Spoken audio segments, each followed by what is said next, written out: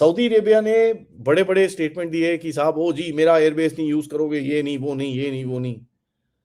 अब पता चलता है सर, कल परसों में सऊदी के एक एम्बेसडर ने जाके अमेरिकन को बोला यार जब तक ये ईरानियन रजीम है ना, पूरा रीजन ये टेढ़ा मेढ़ा रहेगा। $9 बिलियन के आर्म्स ऑर्डर करे उसने, अप्रूव हो गए, आ जाएंगे। यहां पर सब डबल गेम खेल रहे हैं सर। मैं इनकी प्रेस स्टेटमेंट्स में ढीला इनका वो नहीं करता। I don't believe any of these Arabs. And ऊपर से देखिए बैठे कहां हुए हैं, भारत के अंदर। पूरी अरब लीग बैठी हुई है। That brings me to the other point. अभी जो है वो भारत जो है वो that seems to be the hottest destination. हर एक बंदा यहीं घूम के आ रहा है।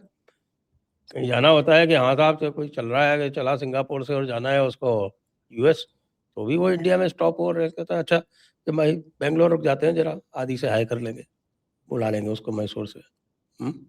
क्या चक्कर है?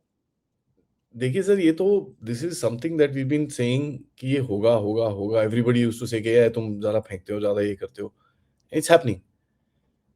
ईयू के बाद दुनिया में एक बहुत बड़ा मैसेज गया है and Americans are reacting to it quite quite nastily. अगर आप देखेंगे दे गॉट स्कैर्ड। नास्टी, मुझे तो बहुत मजा आ रहा है, मेल्ट डाउन हो रहा है जबरदस्त। तो ये थोड़ा डर गए मेल्ट हैं डाउन कि में यार और ये बेचारे फंसे हुए हैं मल्टीपल फ्रंट्स पे, उन्होंने खुद को फंसा रखा है। कोई ग्रीनलैंड में फंसे हुए हैं, कोई वेनेजुएला में फंसे हुए हैं, ईरान में फंसे हुए हैं। तो 10 जगह तुम खुद फंसे रहोगे तो इंडिया के पास तो विंडो आपने दे दी है, हम करेंगे, मजे करेंगे। अब इसकी सबसे बढ़िया एग्जांपल मैं आपको बताऊं क्या है सर। सबसे बढ़िया एग्जांपल है कनेडियंस।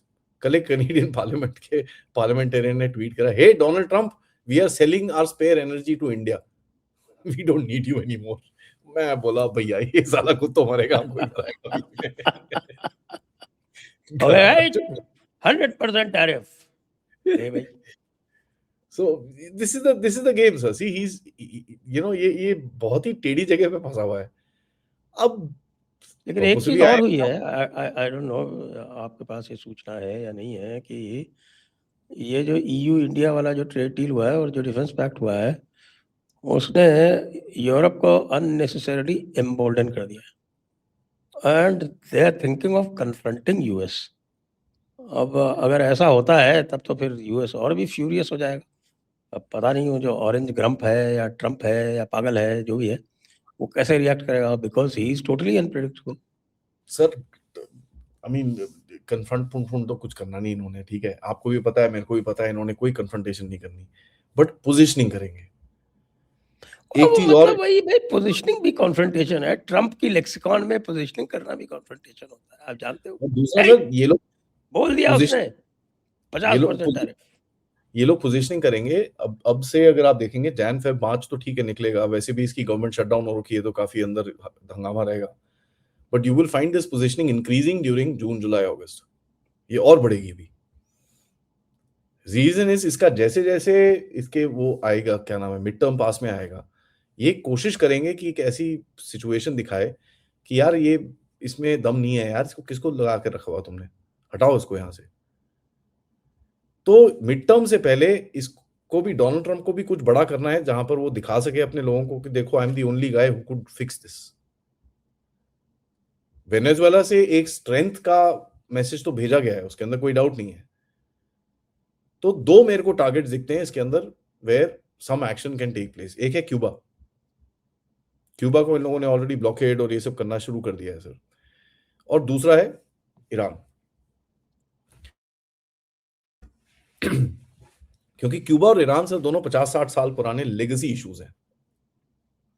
तो ट्रंप एक छाती पीट के ये चीज बोल सकता है कि देखो एक जो लेगेसी इशू है, जो इतने प्रेसिडेंट्स ने कुछ नहीं कर पाया, मैं देखो एक झटके में मारा, मैंने सब ठीक कर दिया। यार क्या ठीक कर दिया, वेनेजुएला में एक अमेरिकन तो भेज नहीं पाया उसके बाद से। वो गेम डेल्सी खेलती रहती है वो डेल्सी, कल तो उसके मोदी साथ जी में से बात कर रही थी।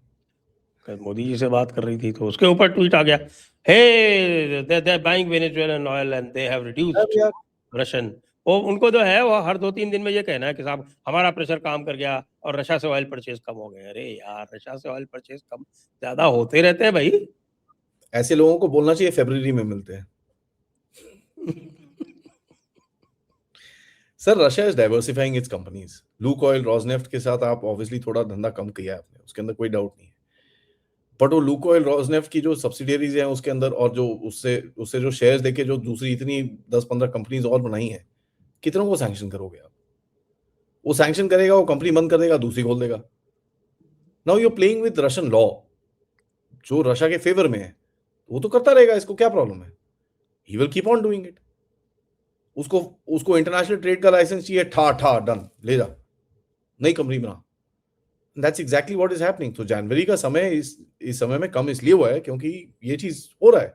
ऊपर से आप जो ऑयल डील्स कर रहे हो, अभी आप जाके ब्राजील के साथ आपने $780 मिलियन की ऑयल डील कर ली है, आप अभी गयाना से बात कर रहे हो, वेनेजुएला से बात कर रहे हो, तो एवरीबडी थिंकिंग ओ जी रशिया गया। No, that is also war contingency plan.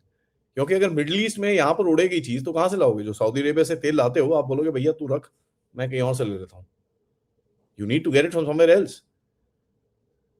तो दिस इज बेसिकली डाइवर्सिफिकेशन और ये सब चीजें हैं सर। एंड यहाँ पर लोगों को नहीं समझ में आता सर। देखिए, अमेरिका का जो एक वो है, वो दिखाना चाहता है कि साहब देखिए मैंने बोला बंद कर दिया। The whole idea is not about Russian oil at all. The whole idea is कि you are buying Russian oil, आप रशियन ऑयल खरीद रहे हैं बिना डॉलर यूज करे, ऊपर से आप डॉलर के साथ उसको बेचते हो, वो भी साला मेरे को ही बेचते हो, यूक्रेन को बेचते हो, यूरोप को बेचते हो यूरो में। ये क्या है? ये बेवकूफी है ना, ये मत करो। So this is the real reason for that tariff. It's not about buying Russian oil. China इतना तेल खरीदता है, they don't say anything to him. But आप बेचते हो $70-80 बिलियन महीने का, आप तेल बेचना शुरू करोगे तो ऑब्वियसली वो रोएगा। तो भी उसने हेज उसकी तो क्या है, उसकी तो प्रॉब्लम दूसरी है ना। उसको तो ये चाहिए ना कि साहब के सब कुछ उसी से खरीदा जाए। Half the raison d'être for starting this war is कि साहब की यूरोप जो है वो पूरी तरह से डिपेंडेंट हो जाए और रशिया से एनर्जी लेना बंद कर दे और हमारी मोनोपोली हो जाए, और ये पूरे का पूरा हमारे वैसे ही नेटो में वैसे ही हमारी उंगलियों पे नाचते हैं, बाकी जगह भी हमारी उंगलियों पे नाचे। क्योंकि अब तो ये बात हो रही है कि साहब कि नेटो इज कमिंग अनस्टक।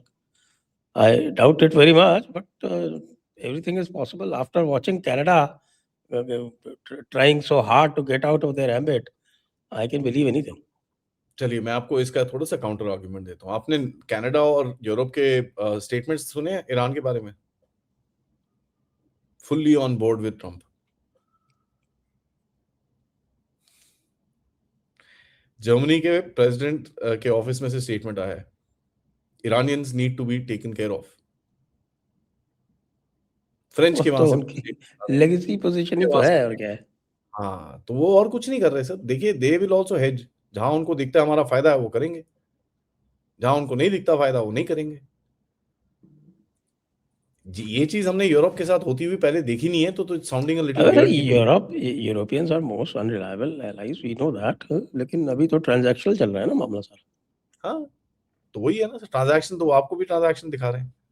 तो उनको जहां पर उनको लगता है हाँ ठीक है यार, यहाँ पर हमारा कोई लॉस नहीं है, तो ट्रम्प के साथ खड़े हो जाते हैं जाके। हाँ जी, ओ जी ईरान इज वेरी बैड जी, ट्रम्प साहब ठोको साहब। जहां उसको लगता है नहीं हमारा कुछ नहीं है। वेनेजुएला पे कितना रोए ये लोग, कुछ नहीं, कोई नहीं बोला कुछ, क्वाइट। बट मार्क कार्नी ने आके वहां पर जो चीज बोली, क्योंकि कनाडा के ऊपर गले पे फंदा लटका हुआ है, तो उसने उसको फ्रस्ट्रेट हुआ, उसने जाके बोल दिया जो बोलना था।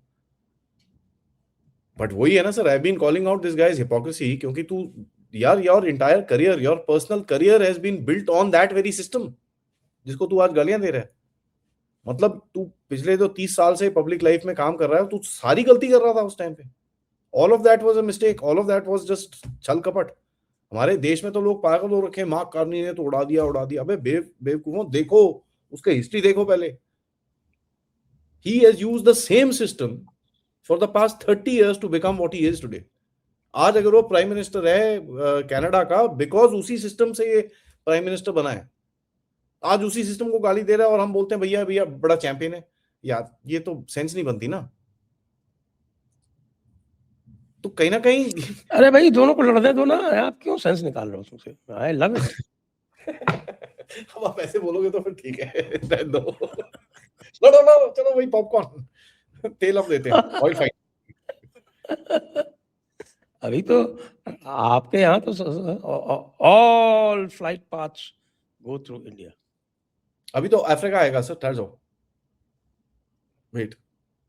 By June, July, you'll have Africa this thing, and then you'll have the Indo-Central Asia Summit. And culminate होगा ये with the Global South.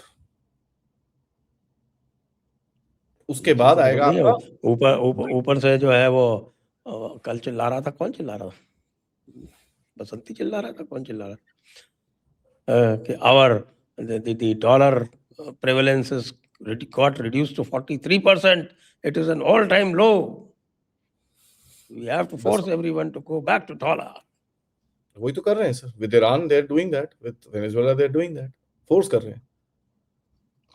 तो देर ओके भैया वो 50% दोबारा मार्क क्रॉस कर जाए, 54 55 पे पहुंच जाए तो हाँ ठीक है, चलने दो। उसके बाद देन दे लुक कुछ नहीं होने वाला। आप लोगों ने तो बदमाशी शुरू कर दी है ना, आपस में ट्रेडिंग कर रहे हो, वो वोस्ट्रो अकाउंट्स खुलवा रहे हो, पेट्रो रुपी बना रहे हो, ये सब क्या हम क्या समझते हैं, ट्रम्प बाबू समझ नहीं रहे हैं ये? अब समझ भी रहा होगा तो sir what can he do about it, that's the big question ना। करना कर क्या सकता है वो? इसके पास इतना अभी भारत पे तो हमले की धमकी भी नहीं दे सकता बेचारा। क्या करोगे?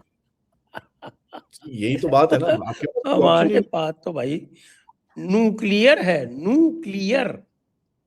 तो ऑप्शन ही नहीं बचा आपके पास।